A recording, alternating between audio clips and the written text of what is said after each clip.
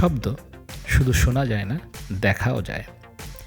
যখন একটি কম্পনশীল tuning fork পানিতে ডুবানো হয় তখন দুটি প্রং থেকে তরঙ্গ পানিতে ছড়িয়ে পড়ে এবং একে অপরের সাথে ওভারল্যাপ করে।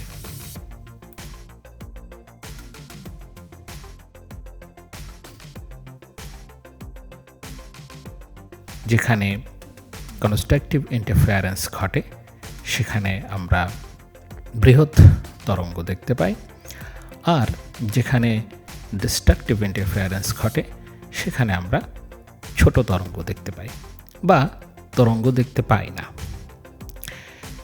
আর এরই ফলে কিন্তু শক্তিশালী এবং দুর্বল তরঙ্গের একটা ইন্টারফারেন্স প্যাটার্ন তৈরি হয়, যা আপনারা এই ভিডিওতে দেখতে পাচ্ছেন।